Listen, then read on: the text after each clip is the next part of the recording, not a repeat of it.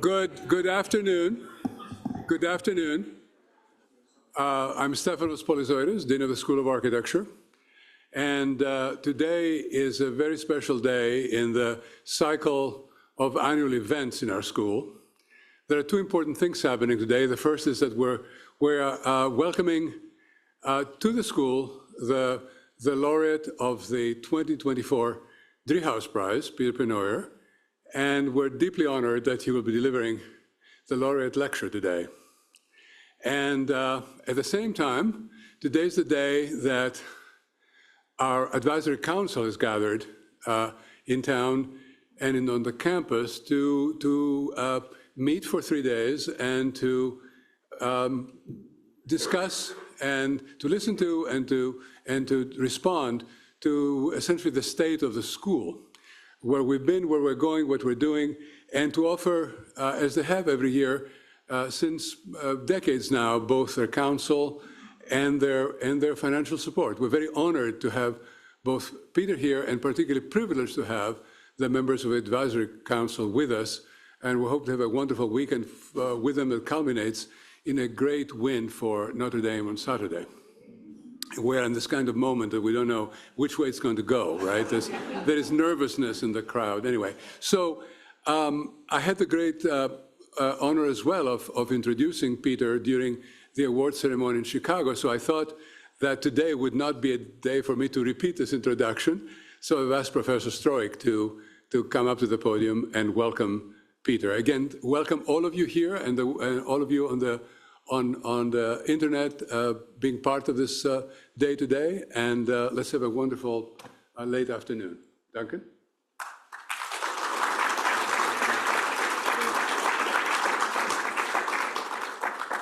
You might want to rise and deal with the questions at the end. Yes, okay. Thank you, Stefanos.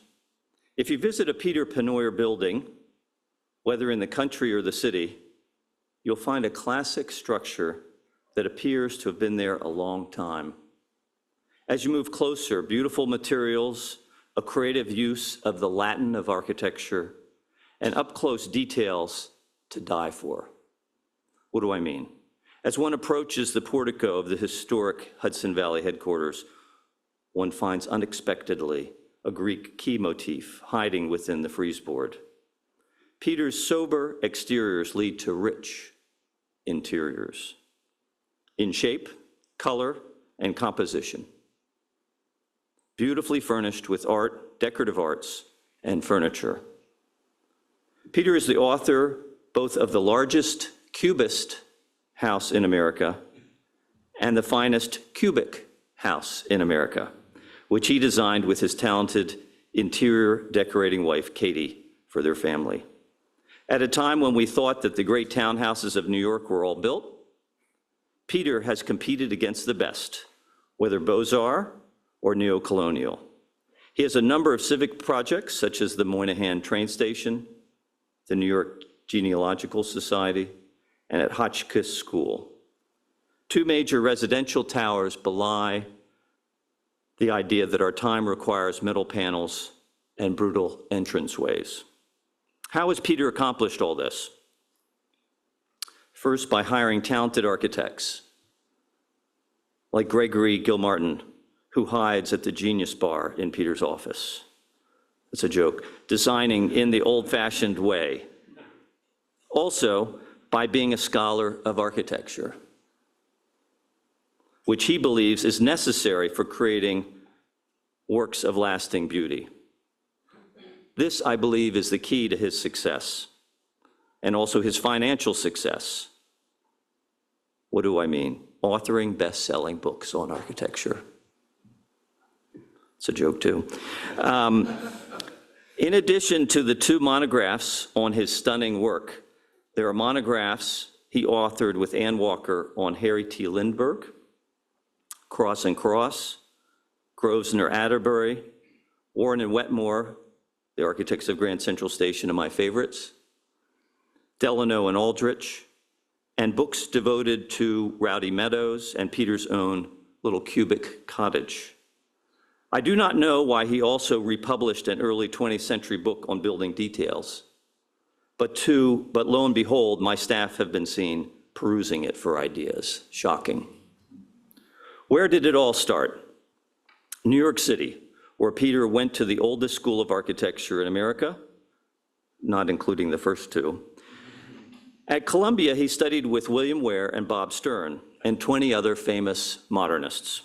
He received his undergraduate and graduate degrees from Columbia, which in Latin we call a duplex cupular. Duplex cupular, guys, come on. He was the driving force behind developing 15 local chapters for the Institute for Classical Architecture and Art. A member of various boards, including his beloved Racklin Murphy Museum, the J.P. Morgan Library in Manhattan by McKim, and White. Peter Pennoyer is the 2024 laureate of the Richard H. Driehaus Prize at the University of Notre Dame. Please welcome him.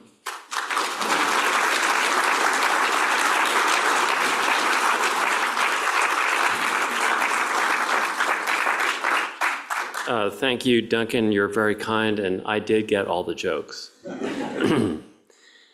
Since that glorious celebration in Chicago, the glow of the Driehaus Prize is still with me. I have a bond with Notre Dame that grows year by year. What your graduates accomplish in my office is the key to our success, and the work I see in your studios is absolutely exceptional. Our newest partner, alum Tim Kelly, who's been with my office for years, is now at his desk tackling an array of projects that few could master. Yet I am not a graduate of Notre Dame. My alma mater, Columbia, drifts further from the humanistic values that underpin our professions. Various probably well-intentioned movements clog the studios. The drawings are hard to decipher, but the buzzwords disrupt, interrogate, dismantle, and even, believe it or not, non-anthropocentric, which means, I don't know what it means, I'll talk to Duncan later, tell you that architectural design there has been put somewhat on the back burner.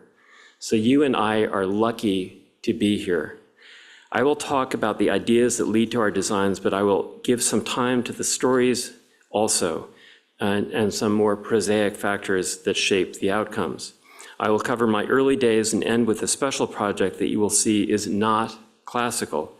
Bear in mind that the credits for these projects are on my website, and I have many people to thank, and more photos are also there. Also, I hope you will ask questions at the end when I'm done.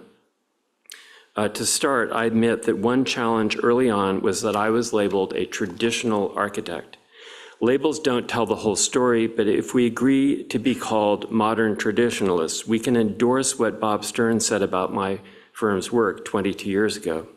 He wrote that modern traditional work looks back in order to go forward. It seeks to add on to the culture, not to disrupt it.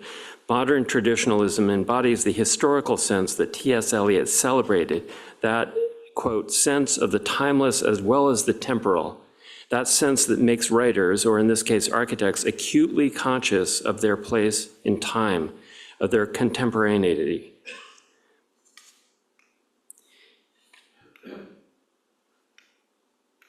It's not advancing. Excuse me. No, you're fine. Try again. Bingo. Thank you. In thinking about how we see history as architects, I often return to this painting and ask what we would see if we looked into the imagination of a 19th century architect. The architect Ithell Town commissioned Thomas Cole to paint such a world. Town, lounging on a colossal column capitol, is a gentleman architect gazing impassively at this rich collage of architectural history, presented as a city enclosing a calm harbor. The light shining on the classical temple makes the center of the picture, but the gloom around the Gothic church is also appealing. From our vantage point, Town's delectation of architectural history is that of a connoisseur more than that of a practitioner. And yet, what architect would not want to wake up every morning with such a rich and detailed visual library to start the day? From Town's designs, here we have his Federal Hall on Wall Street. We know that his heart was in the classical world. This is a Greek temple with a Roman rotunda inside, entirely built of stone without any iron or steel. Even the shingles on the roof are stone. But Cole understood that a look into town's mind would show the broad and complicated history of architecture, not an edited inward-looking version. Though Cole paints town as a passive observer, a visit to Federal Hall, which I recommend, will prove to you that town was deeply committed. In fact, I know of no designer who has had a meaningful and fluent knowledge of precedents that was acquired lying down with a bottle of wine. What we do is hard work. And to embrace history is to go against the common attitude that prefers new architecture to look novel, unrelated to anything that came before. This preference for novelty suggests that each architect might be a genius, and believe me, none of us are. We are as bound to our time as we are to the practical exigencies of our craft. As I try to grow as an architect, I see that the challenge is how to remain creative after designing several projects that have succeeded in expressing my ideas. First, I've always worked in collaboration, most immediately with my partners, including the brilliant Gregory Gilmartin, who designed his first project for my firm in 1985 and was drawing away when I left the studio 2 days ago. But then there are less immediate relationships we all build with our peers, our teachers, and our clients. And each of these relationships, which are the key to moving forward, are based on our appreciation of great design by others. What I mean is that the hardest and most rewarding work comes from stepping outside of yourself and standing in awe of history, engaging with buildings, drawings, and books. Before I show you some projects that are inspired by architecture that I've seen and studied, I'll step back and tell you about my early days when my interests were formed. And for the projects, I will include some stories and some of the people behind the finished work, because neither thinking nor designing in isolation works in the long term. I was born and raised in New York City, surrounded by the classically inspired buildings, apartments, and townhouses of a cityscape with abundant landmarks by Beaux-Arts-trained architects. As I absorbed the qualities of these surroundings, my curiosity was piqued by my father's role on the New York City Art Commission, the body responsible for reviewing all public projects in the city. He would often bring home packets of drawings presented by architects who sought approval for a school, a museum addition, or even a simple bus shelter. New York was in deep financial decline in the 1960s and the 70s, and many of the designs were conceived in a barren, mean, modernist spirit. The potential damage to the city became real to me when I was in 7th grade. The tenement houses, they were good tenement houses, at the end of our low-scale townhouse block were demolished and replaced by a 25-story concrete apartment tower. I would have called the building brutalism, but I didn't know the word. Instead, I wrote an essay for our school journal comparing the apartment house unfavorably, which was oddly called the Phoenix, to Henry Hardenberg's 1907 Plaza Hotel. I loved our street of 19th century townhouses and was drawn to the budding preservation movement. And our then mayor inspired me by endorsing urban planning as yet another avenue to save New York. These interests led me to internship at the Landmarks Preservation Commission and the Midtown Satellite Office of the Department of Planning. The mayor loved planning so much he made several satellite offices and plunked planners all over the city. I was as devoted to the city as a whole as I was excited by individual structures. This led me to Columbia. Before I earned my master's degree, I was an architecture major in Bob Stern's undergraduate program. I then apprenticed in Stern's office, which was at the center of postmodernism, that happily short-lived movement that took an ironic attitude towards history. I was lucky to work on the architecture section of the 1980 Venice Biennale, the Strada Novissima. Here is the Ramsay Pavilion, designed by associate Gavin McCrae Gibson. It has all the hallmarks of that postmodern attitude. The proportions are cartoonish, and the composition is a collage of references to the Doric order, to rustication, and to Tudor moldings. This movement that said that you could quote history if you made it clear that you were not susceptible to beauty, proportion, or harmony. This was often no more than history rendered with a knowing wink. But Stern saw that at its best, this was more than a reactionary movement, which would seek to simply expunge modernism. He saw that postmodernism combined historical architecture, modernism, and the vernacular. He alerted architects who might have mistaken postmodernism as a step towards whole cloth revival of lost styles, of the necessity of weaving history into contemporary practice. But the pushback from the profession was intense. Especially worrisome were architects like Stern, who were also historians. As Marcus Whiffen observed, some architects went so far as to regard the historians as necrophilias disturbers of the graveyards of the past, who might at any moment disinter a corpse whose style was still capable of infecting the living. That was a segue. Well, this wasn't going to stop me and my classmates. Once out of Stern's office, I started working with friends from architecture school. We started way too early, before we graduated.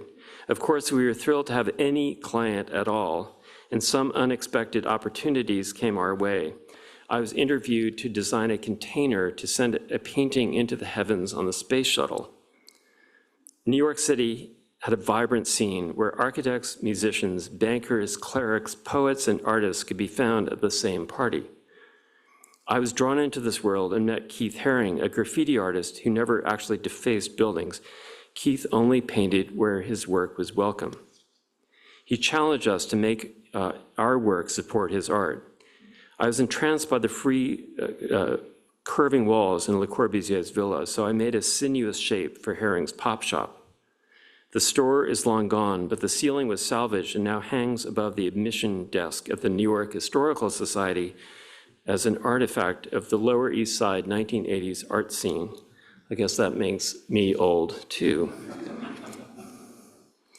In one project, I went too far out on a limb, or maybe it's more accurate to say that my client, the minimalist fashion designer Zoran, yes, single names started having cachet in the 1980s, led me to a very strange place. We designed his showroom and loft to be ultimately totally minimal. No walls, no doors, even on the toilet, no electric lights, no radiators, and a fully exposed flush to the floor drain grid 10-foot square shower. The water simply sprayed from the ceiling. You can see the head there on the left. Now, that's the segue.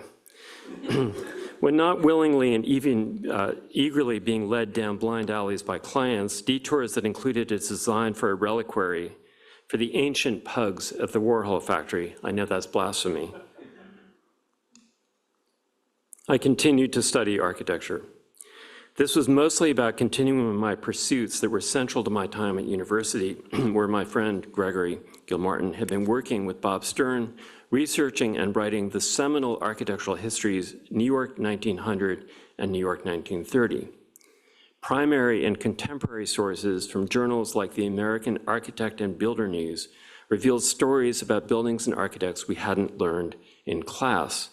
So instead of only gossip about friends, I was in a world of tales of how, for example, McKim had convinced J.P. Morgan to pay a huge change order in order to have his stone set on his library, in McKim's words, as the Greeks did, without any mortar, and how the great Austrian architect and set designer, Joseph Urban, conceived of a casino for Boss Tweed and his cronies that included a hidden stair that led to a hidden apartment, both of which existed in reality but not on the building department filed set.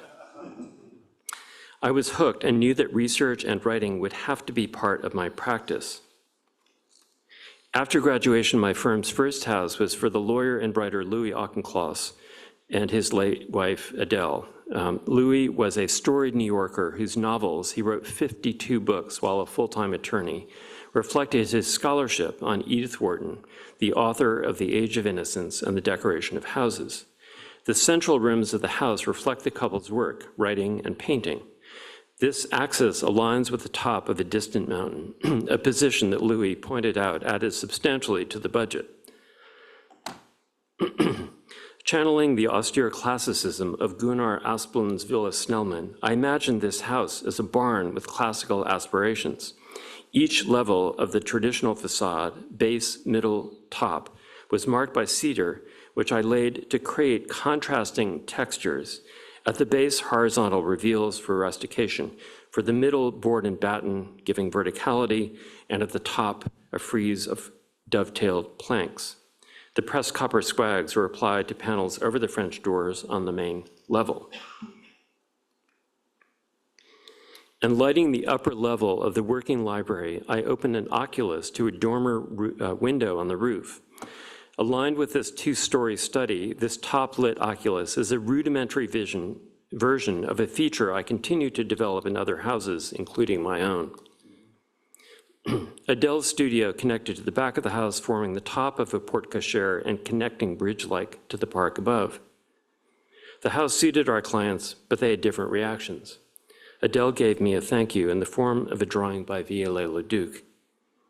Louis, on the other hand, was unhappy about the costs and claimed, I think unfairly, in his memoir that he'd had to part with one of his Shakespeare folios to pay the final contractor's bill. Ouch.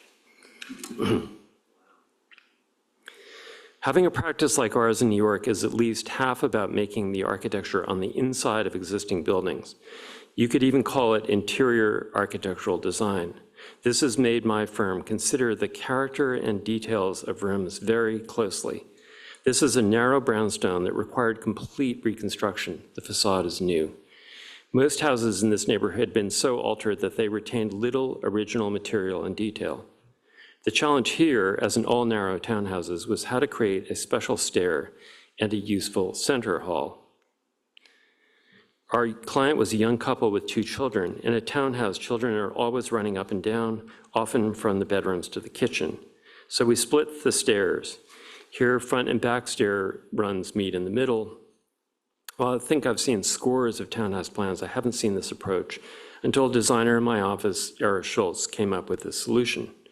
The 4 steps at the center of the light well actually cross into the middle of the living room floor. Most of the light in the space comes from a skylight.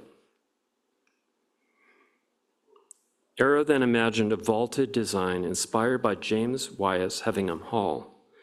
The scheme was overly ambitious in his first drawing, and I had to explain that his central vault would have popped up into the middle of the master bedroom. But he reined it in to create a screen of arches in a vaulted hall that elevates the architecture of a simple, narrow landing. Unlike today, when our moldings and vaults are prefabricated and hung from the structure above, this project was completed by craftsmen running wet plaster in place, a very rare practice.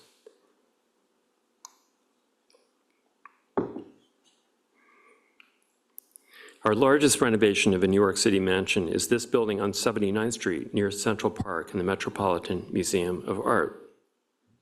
Our client was the Bulgarian-born computer genius, Asso Tavidian, an early innovator in large data processing, and his wife Arlene, who had been a public school teacher in the Bronx. They were drawn to the grandeur of the Beaux-Arts facades by C.P.H. Gilbert, but had acquired a building that had been completely stripped of its interior architecture and reduced to rental apartments and offices. Our mission was to channel the grace and beauty of the interior architecture of the mansions that populated Fifth Avenue in the 1910s. Every room and every detail was presented in weekly meetings attended by the architects, many architects. The client, actually on this project, I learned that some clients bring a team approach from their businesses to the task of designing a house. Here, we were assigned the role of design architect. A large corporate New York firm was dubbed the executive architect, and a third architect, Théo Prudent, a professor at Columbia, was the designated referee. For the first few months, the executive architects, who neither knew about nor cared for classicism, bridled at having a young firm prevail. But seeing that our designs served the client and the project well, they changed their tune, and in an unexpected meeting, I was alone, tried to swallow, well, I should say acquire my firm.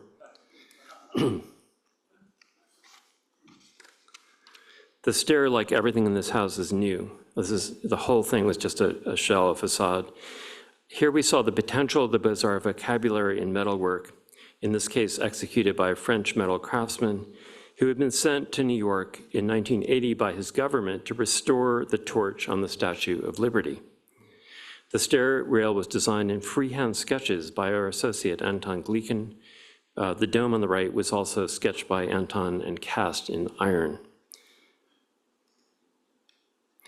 At the top of the stair, pilasters framed the rim as though they were set on a base of the floors below. Normally, we draw our details from scratch, but in this case, we were bringing a book plate to life. For many designs, we internalize the form from the buildings we have seen or studied, and then project that form into perspectival space, much the way an artist would observe and lay down the form of a model in a life drawing studio. But in this case, the source was a book of the French architect interior designers Percier and Fontaine, who helped create the Empire style. Since we could find no evidence that this capital had ever been taken from the page and built, we felt the responsibility of a musician who performs a long-lost, masterful score. The dining room was also designed as a simplified version of the room that might have been there in 1900.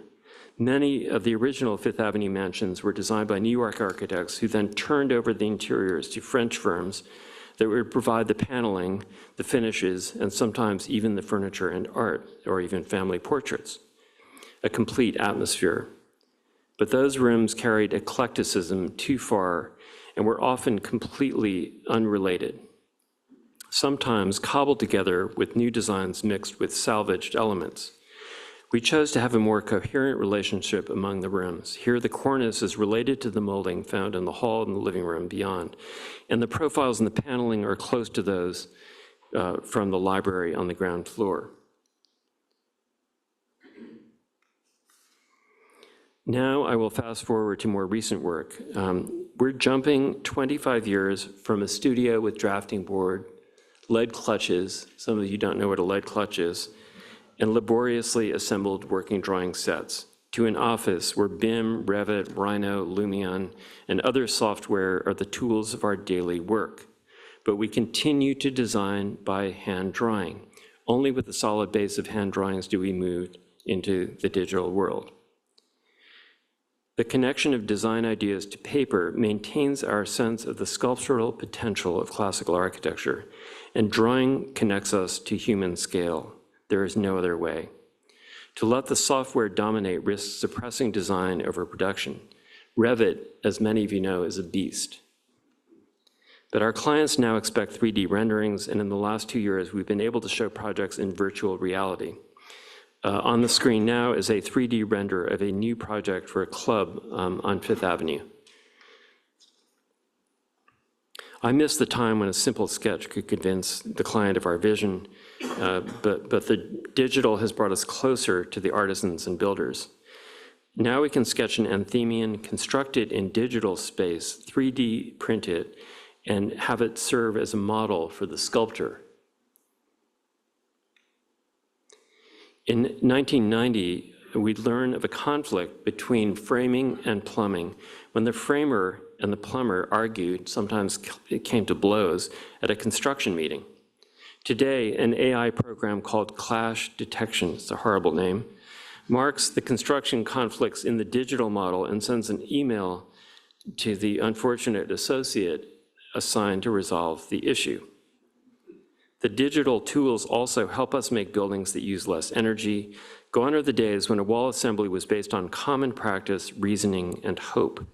Now we can model the thermal performance and locate the dew point in any wall section. When I say we, I don't mean me.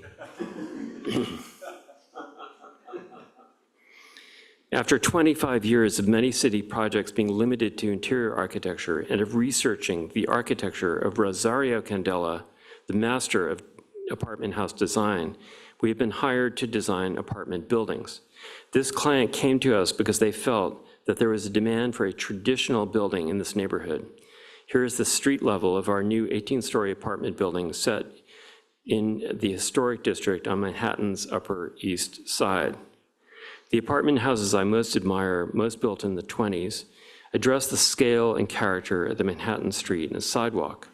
The best never seem overly monumental to a pedestrian, and unlike the ubiquitous towers with sheets of cold glass dipping from above into the sidewalk, The traditional base instills even large buildings with human scale. On 78th Street, the neighbors are the landmark Gimbel houses, a charming row of diminutive early 19th century brick row houses set behind a line of cast iron fence. This base had to be visually strong enough to make sense under the 17 stories of apartments above while respecting our elderly neighbor, Mr. Steinor Gimbel, who still lived there. The building's massing is as of right. It's very difficult to photograph tall buildings on narrow streets, especially more so on this street now that Rams has just put up an even taller building directly across the street. The poor neighbors.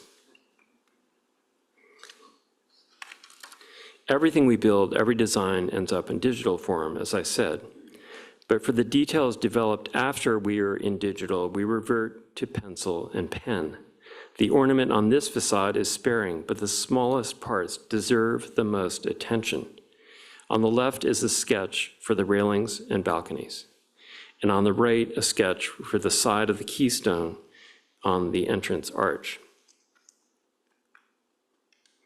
Here are the same details in iron and stone. The drawing helped us persuade our client that it was worth adding these special touches. To get the railings built, our 3D printer saved the day. The metalwork company, working at a price point that was acceptable to a developer, this was a hard sell, had so little experience casting smooth, curved elements that they just ran into a brick wall, literally. So we printed a section of the railing at full scale, actually painted it black, creating the model that they were able to copy. This building reintroduces multi-plane wood double-hung windows, which hadn't been used in an apartment building in Manhattan since 1952. To convince our developer client that these window panes would improve the building and the apartments, especially the scale of the apartments, we commissioned full-scale prints of the living room wall, the size of billboards, on vinyl, with and without mullions. We suspended these in our office and had the client sit in a chair and experience what it was like to sit next to mullioned windows and what it was like to sit next to big sheets of glass. It worked. Incidentally, this developer then went on to hire Ramza for their next tower and told me that they'd said, Bob, why don't you do mullions? Peter does mullions. And Bob said, okay, we'll do mullions. Even though the building facade is traditional on the street, we designed and furnished the lobby to look like it might have been a renovation, perhaps from the 1970s. We made the walls entirely in leather with a grid of bronze upholstery tacks, inspired by an entire leather room by McKim White. You probably didn't know there was such a thing, in the Payne Whitney house on nearby Fifth Avenue.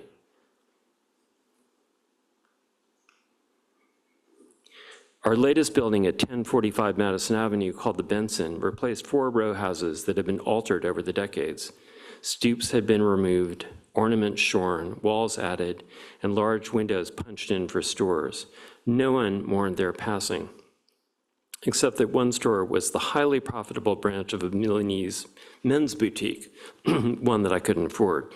This merchant wouldn't budge, so he became a partner in the venture, and we were then faced with the novel challenge of recreating a modernist, svelte Milanese boutique in the base of our completed building. The building has a limestone facade, and the metal details, including the railings, grills, and entry doors, were designed specifically for this structure. We used balconies again here to add scale of the streetscape and make a larger composition of the entrance. Candela's apartment houses showed that setbacks can be an asset when composing a building over 200 feet tall. The building steps away from Madison Avenue at the south, allowing us to make a vertical band of bay windows centered on each of the main bedrooms. Interestingly, it turned out that one of the planning commissioners of the city of New York's window was directly south of this, and she was very happy that we did the setback and very frustrated that I wouldn't tell her which room she was going to be facing into. So before the hearing, she showed me a picture of the room that we would look into, and it was her bathroom, her toilet, and This is an awkward moment with the city official when you step into their bathroom.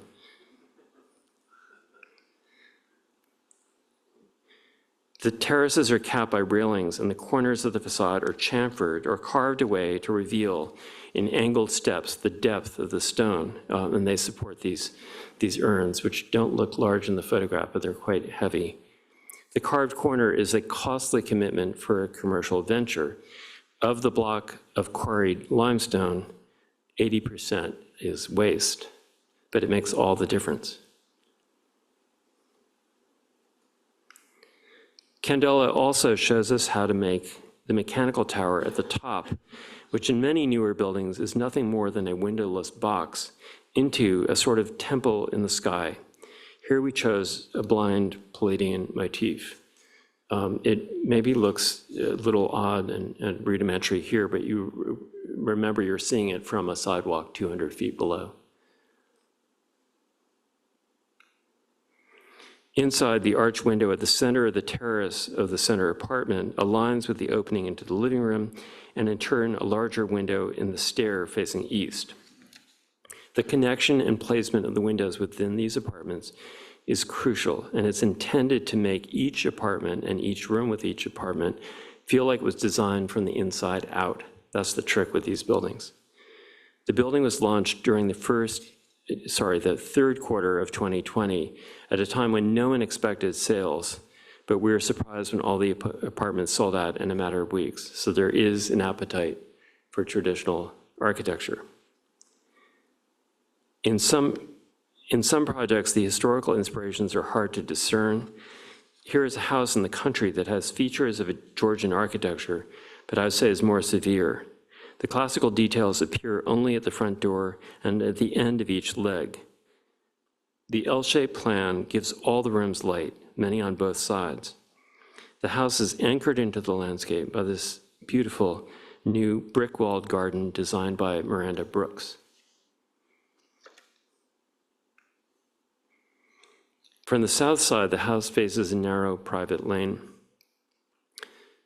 The scale of the main door is set by the massive stone frame. If you actually look at the blue door, you realize it's not so large. It's maybe 7.5, 8 feet tall. But the surround and the door frame and the window above expand the scale to the scale of the facade. We had fun designing this.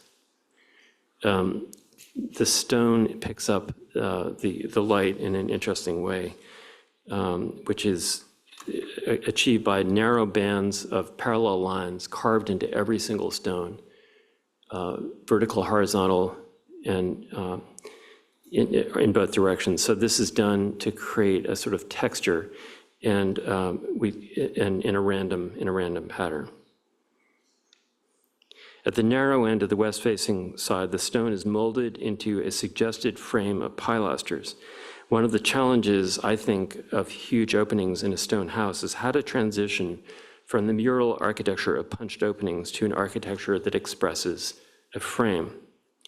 Miranda's pleached tree allée frames 2 screened rooms, a sitting porch below, and a sleeping porch above. In some of the houses I most admire, restraint and rectangular geometry on the outside are alleviated by curved and more delicate detailing on the interiors. On the left, we curved the end wall of an otherwise conventional straight-run stair, and on the right, arches a line from the stair through the entry hall to the front door you saw in the last view. The moldings set the scale of the main rooms. On the left, the cornice in the dining room has a cove that is lined with delicate plaster leaves.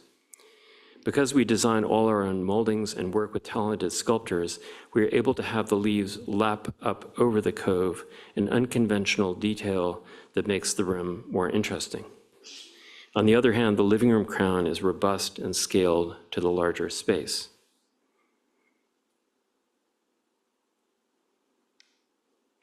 "12-foot ceilings also allow us the space to create vaults in smaller rooms.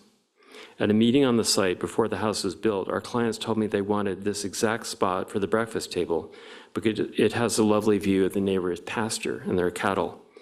This vaulted room is exactly on that spot, and the window faces over a small garden to the pasture beyond.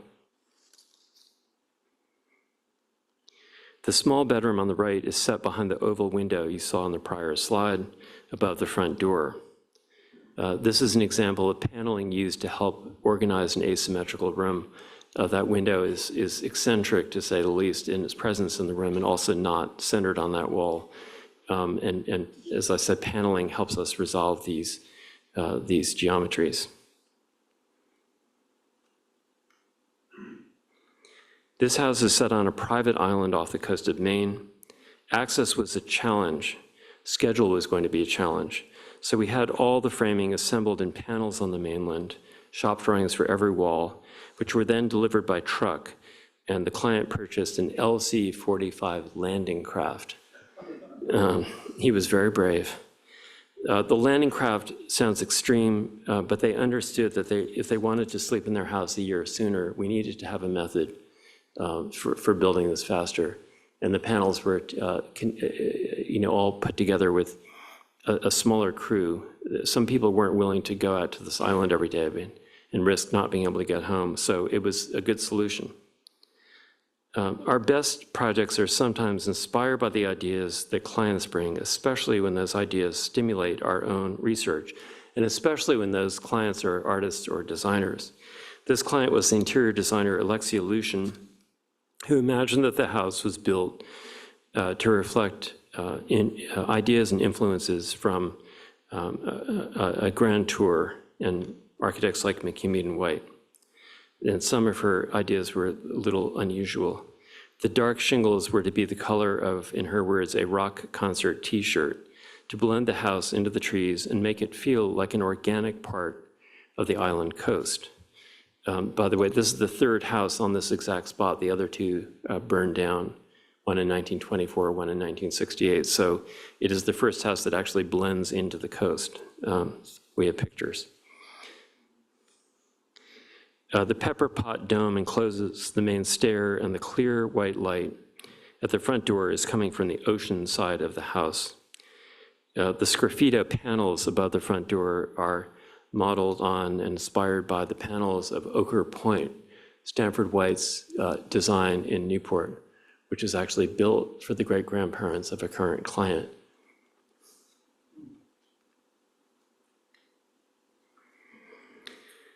Alexia brought her unusual sense of color and material to every room. The carpenters were rather surprised that their oak stair turned into pistachio. The terrazzo floor was composed on a site decision. We agreed to smash up some extra slabs that were lying around and have them laid down and made part of the terrazzo. The arches on the left mark a hall and other vestibules that then all connect as an axis behind the rooms that face the water.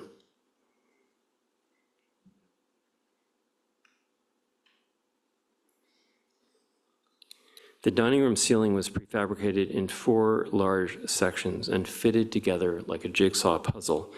Also, to get the quality we needed and the tolerances in support of our notion of doing more prefabrication, being on an island. The mantelpiece had not arrived when we took this picture. The living room walls are bamboo mat inspired by Stanford White's house, Box Hill.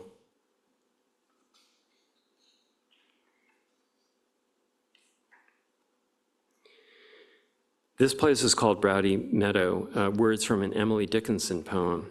It may not be classical, but it summons all of the discipline and compositional skills that only classicism can prepare you to deploy. This is an important point.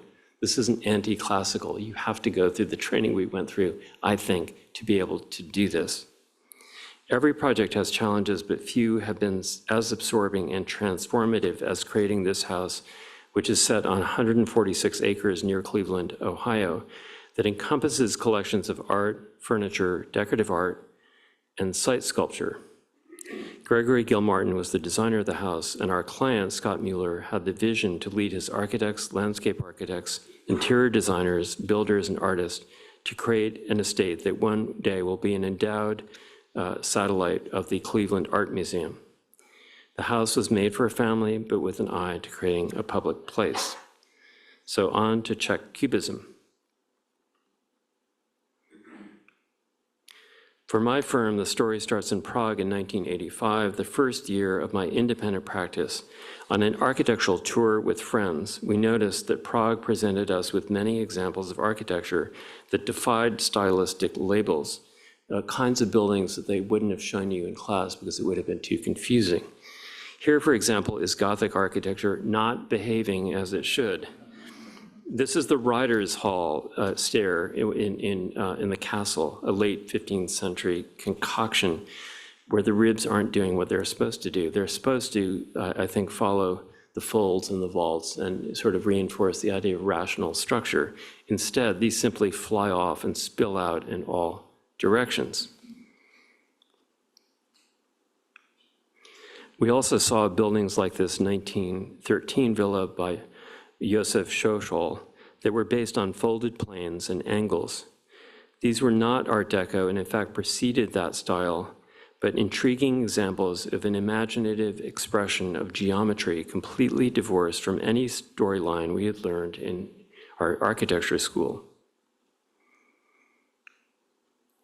I was astonished to see this style, which we learned later was Czech Cubism, not only in private houses, but in commercial buildings and even this apartment house.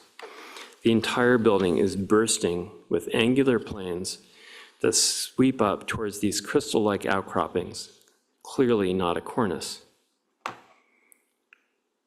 Another unexpected inspiration for the Cubists was the work of the Bohemian mason turned architect Jan Santini Echel. This ceiling in his 18th century church at Zelina Hora is formed of folded planes that energize the mass of the structure and culminate in a star-shaped ceiling. The Czech Cubists essentially abstracted and systematized the central form of Gothic and Baroque. How we were going to get our heads around this architecture and bring it to Ohio was a mystery. This amounted to learning a new language. What made this challenge particular was that our client's inspiration came after we had already laid out an arts and crafts house with an H-shaped form of the plan. So what you see here was close to the initial iteration of the design, except notice the radiating spikes of the breakfast room at one end and the folded planes of the entrance at the other, left and right. These were massive buttress-like forms that framed the front door. These are all expressions at both ends of the enfilade, the central axis of the house, that hint at the complexity of the geometry of this style. The plan seems quite simple compared to this reflected ceiling plan. Of course, as in any building, the relationship of the ceilings to the room is critical, and in Ratty Meadow, the ceilings, especially where they grow out of the walls, are, to my mind, the star of the show. Before I show you the photographs, I'll share renderings by Tim Kelly, because they show the design without trees and other artwork in the way, obscuring them. By placing the garage under the house and the art gallery, which is approached by a ramp discreetly tucked into the surrounding land, we had the opportunity to have completely symmetrical facades that were different but related. Here is the south facade, which at first seems to be a relatively conventional arts and crafts design, even if its proportions are more vertical and its massing more symmetrical than anything you would see in Voisy's work. The west elevation is the entrance to the house. Low wings and solid stucco extend north and south, but at the center, the stucco forms into folds and prismatic facets. This side of the house and the east are where the expressionist and cubic forms emerge. Now we go from drawings to actual views, and you can be the judge of how successfully or not our design intentions work. The library's double-height window bay and the soaring chimneys respond to the scale of the open land. The chimney's faceted forms are a clue that this is not just an arts and crafts house. As in other views, the sculpture part surrounds the house. The assemblage of ancient tree trunks is a work by Ai Weiwei. I don't have time to share all of the details, but I think it's worth showing you the decorative spandrels at the bay. This metal unifies the upper and lower windows, and the chevrons and gears add to the texture and relate the bay to the metalwork that appears in other places. And of course, spandrels are a key element in high-rise design in New York, so we knew spandrels. Most cars are stored underneath the house, but the forecourt has 4 car bays. The low wings of the house extend north and south, obscured by parallel rows of boxwood and hornbeam. What isn't as clear in our drawings is how the 2.5-story frontispiece protrudes in front of the black slate pyramidal roof, like some white expressionist iceberg that ascends in prismatic facets. And finally, at the east end of the house, the land falls away, revealing the grotto-like entrance that leads to the underground art gallery. The east frontispiece has massive crenellations that soar above the second floor and conveniently hold flues for the fireplace and the pizza oven. As on the east side, here the black slate roof slides behind and defers to the frontispiece. There is much more about the house that I can show you this evening, but I'll show you a few of the major rooms. We start at the entrance on the west of the long enfilade. The form of the room and its mosaics are inspired by a room that I've long admired by artist Hildreth Mayer, her banking hall in Ralph Walker's masterpiece Art Deco 1929 Irving Trust building at 1 Wall Street. Like Mayer's hall, the walls are clad in smalty, hand-blown glass tesserae from Venice. The mosaic entry opens to a larger, loftier octagon, essentially a white lacquered gallery where space expands upward and outward. Overhead, a circular oculus opens to the second floor tribune. We were thrilled to be involved with the furnishings of the house, much of this working with our clients' ever-expanding collections. Here, Bernard Boutet-Monvel's mirrored octagonal table reflects the geometry of the architecture. The office is a counterpoint to the other room's muted palette. This room was set in our plans when our client commissioned the French-Swedish sculptor and furniture designer Ingrid Donat to create a total environment. Our firm then supported Donat's art. The walls are orange parchment, and all the trim and casework are bronze etched in organic patterns that are both Art Deco and reflect tribal art. This was a rewarding collaboration. Display in our black marble mantle complements the organic quality of Donat's surfaces. Though it is a double height room, the library feels unintimidating. The warm oak paneling that wraps the room brings the scale down. The ridges and folds of the ceiling seem to transform in different light from different viewpoints. At times they have a prickly spine-like quality. At other times they appear to float softly overhead. The center panel was designed to accommodate Michael Bormann's The Horse. Luckily, we realized the painting had to be brought in before the room was enclosed. A still picture can't capture the Connecticut elements in the room. Martin Boss's grandfather clock features a 24-hour video of the artist drawing a new minute, well, every minute. And Studio Drift's parachute-like skylight installation extends and retracts, alive and moving against the angular plastic ceiling in a fascinating way, which incidentally terrifies the dog. The folds in the ceiling recall the patterns of the church at Béchin, an abstraction of Gothic that we think the Czech cubist would have approved of. Further east, the procession through the house leads to the dining room. Here we chose a palette of bright color to contrast with the white of the interstitial vestibules and halls. We reflected the shape at the pearwood dining table designed by Jean-Michel Franck in curved piers. We clad the walls in hand-painted silk wallpaper and the doors in earthy copper-toned leather. The clay-covered tree limb is taken from Andy Goldsworthy's Torn Tree Shelter, one of the 6 works he built in the sculpture park.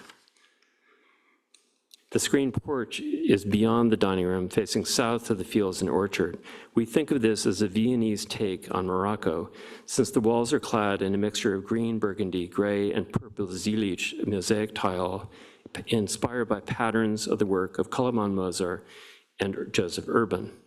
Just as I'd never imagined buildings I saw on the 1985 trip to Prague would inspire house design, I also couldn't have realized how important the Zulich workshop I visited in 1994 with my wife Katie would be to my firm's mosaic designs in this house and others.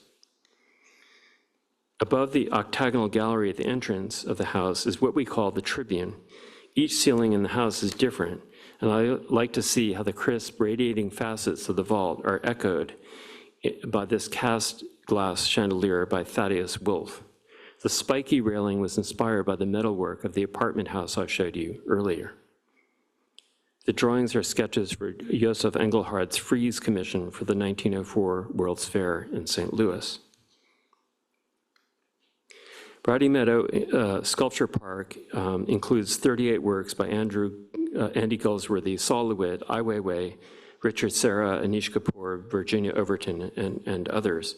We work with the artist Saint-Clair Semin on his pavilion to shelter his sculpture, which takes the form of a canoe called Psyche. We helped with the shape of the primordial columns and the form of the roof, which Saint-Clair suggested follow a specific proportion. Finally, the clock we designed in the new Moynihan Train Hall, which serves Amtrak in the heart of New York City. This is a small example of a trend to include more institutional and public commissions in our studio. We recently completed the renovation and restoration of Guild Hall, the cultural center that includes a theater and galleries in East Hampton, and are starting the adaptive reuse of the last great Italianate mansion in Savannah, Georgia, for Ralston College. Finally, I realized that the structure and basics of the apartment towers we designed are not that different from the construction fundamentals of what's called affordable housing. I don't like that word. So we have formed a working group to design an apartment building just north of the city that will provide housing for lower income tenants. Our goal is to make it a building anyone would be proud to live in. And yes, this will mean ornament, which until now has been anathema to most designers of public housing.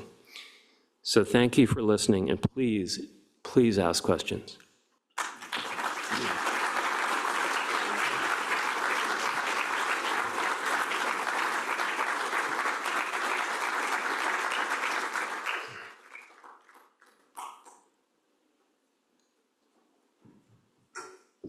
And those of you who need to go back to studio, don't worry, my feelings aren't hurt if you run away now. And I didn't hear any snoring, which is great. At my last talk, it was at a club in the country, and I heard snoring, but I realized it was my friend's dog. He'd brought his dog. So the dogs are allowed to fall asleep. Thank you, Peter, for a really inspiring presentation. I was struck by the amount of craft that goes into your work, and I was hoping you could speak a little bit more about how you select the various craftspeople that you work with, whether they come through the general contractors or the builders that you work with, or they're brought by you, or kind of that process in general. So for in some crafts, there are known experts who are masters of the craft. In metalwork, that would be Jean Ouillard and LMC, but then there are other companies that descended from this firm, and they're absolute masters, and they come from the tradition of the compagnon, which is the French system of artisanal training. But we're always looking for new ways of doing things. There are some artists whose work cannot be replicated by anyone else. Miriam Elner for Faire Glamise, but we completely endorse switching to digital production when possible in order to provide, for instance, balconies on a building where they otherwise would be unaffordable. And so this is a rapidly changing area. For hardware, we sketch hardware, model it, then we 3D print it, and if the client accepts it, then we send an email to Rockland, Maine, where our friends make it using a CNC process, not casting. So I'm very interested in breaking down the wall between design and production.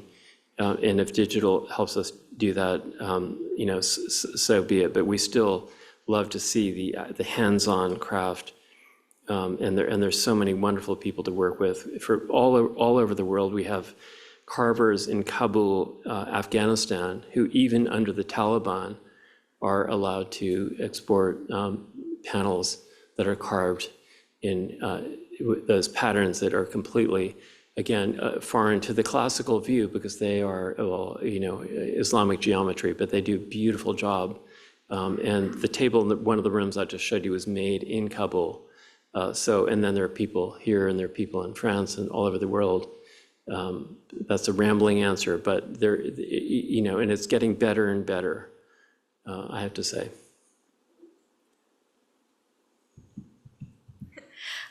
Okay, I just was really struck by, again, kind of the detail aspect of this, and I was particularly wondering how that affects how you design in general, because I think, especially now in school, we design kind of bigger picture to smaller, and the details kind of come after, but it almost seems like some of the spaces were specifically designed based on certain details or certain artworks, for instance. So I was kind of curious how that affects the design process. How frequently does it happen that you design a room based on an artwork, or does that happen? I'm kind of curious about that relationship. Yeah, so in the Ratty Meadow, the living room proportion and size of the center wall panel had to accommodate the first painting we thought was going to hang there, which was even bigger, which was Walton Ford's King Kong. So, and that telegraphed the system of proportions and then into the whole house.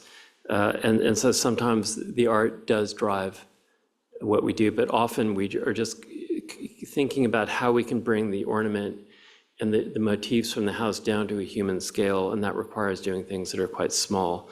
On the townhouse I showed you, the landmarks made us reproduce what we knew to be the original ironwork, but I insisted that every other picket have this sort of mean-looking bulldog that the metalworker put on, and they let me do it.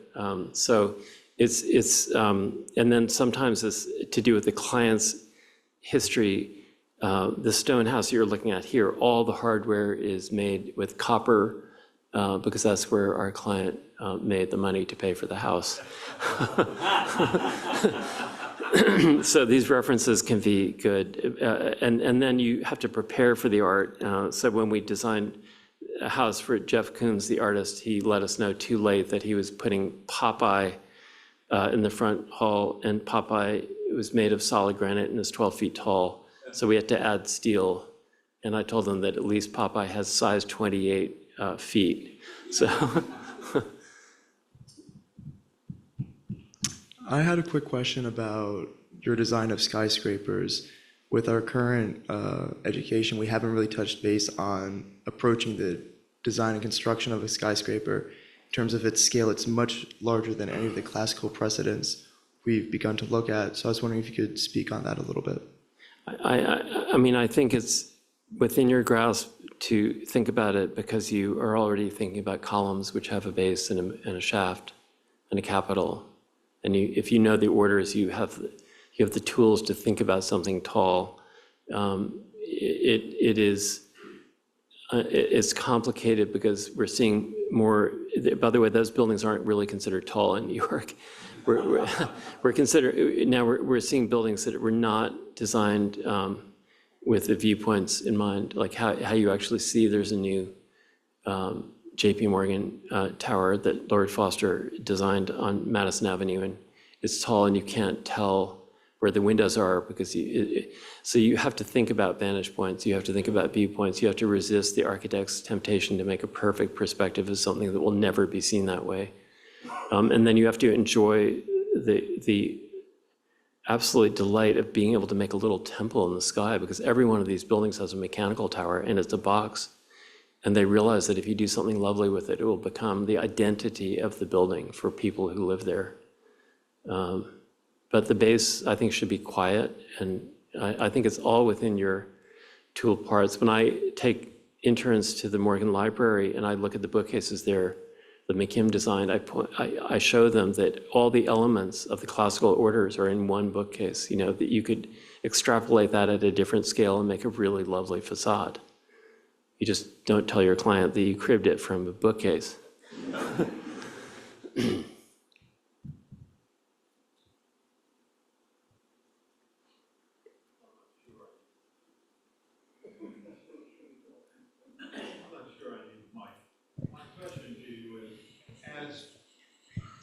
When you're looking to add new team members, what attributes are you looking for? Because an awful lot of the architectural schools today haven't taught anyone how to draw and to think with a pencil.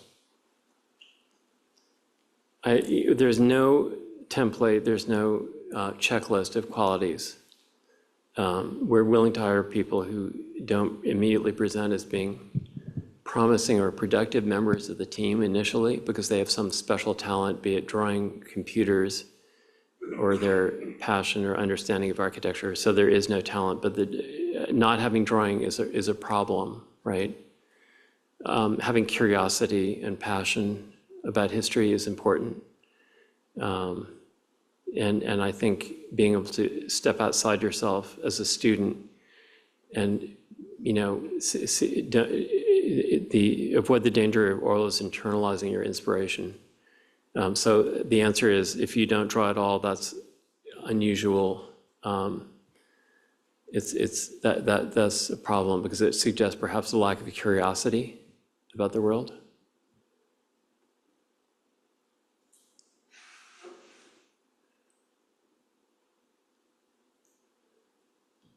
Nothing else. No one's going to ask me how I feel about corian for kitchen counters. How do you think about corian? I don't.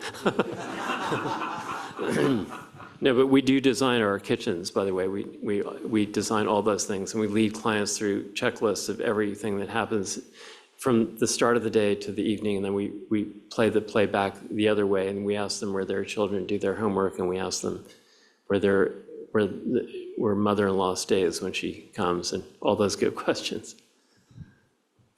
Peter, thank you. Thank you. At the end of your talk, you gave a little hint about a new project for social housing in near New York or north of New York, I think you said.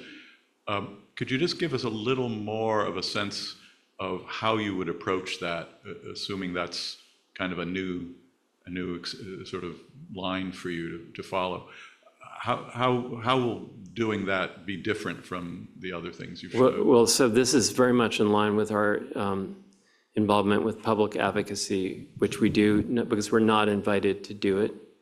So when the New York Public Library was going to ruin their building by breaking a door in the back of the ground floor and disrupting the whole flow that I spoke about at the Driehaus Prize, we just decided to design something wonderful that didn't do that but met their program. We weren't invited. We're not invited to do this building. This is what's called the loss leader. However, we have a client who just retired with a fortune and has always wanted to do affordable housing, so we think there's a way of getting it done. But our approach is to engage a group in the office to think about different kinds of sites. One is right in a downtown, one is on the edge of a village, one's near a train station, and we wanted to become, in a way, an open seminar that will lead us to consensus and a project that we think can happen, and we think it will happen. But we're doing something very odd, which is we're creating an opportunity.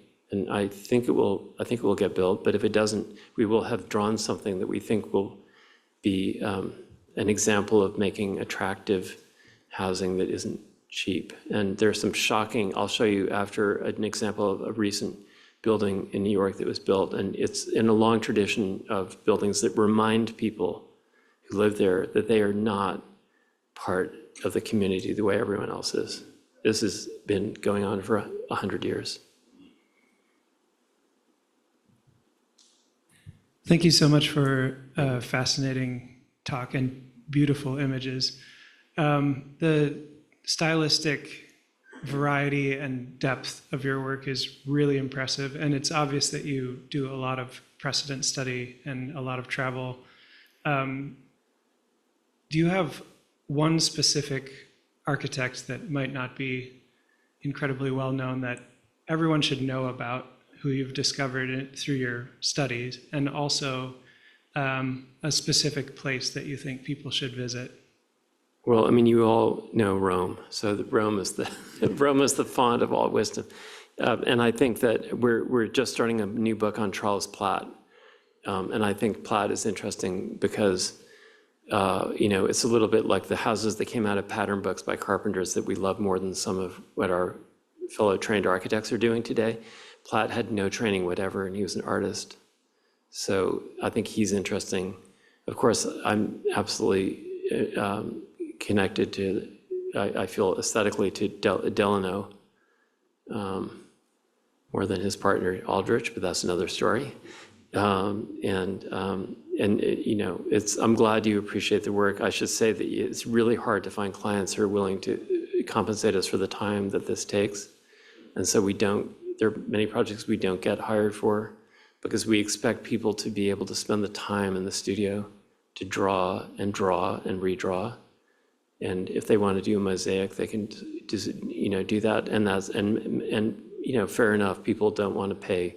The Writing Meadow costs the equivalent of 10 years of billing time for one person, but many people. But if you just add up the hours, it was 40 times 48 times 10. And the client's still talking to me. I visited him last week with my wife. He made me dinner. But it's complicated, right? Thank you. Thank you.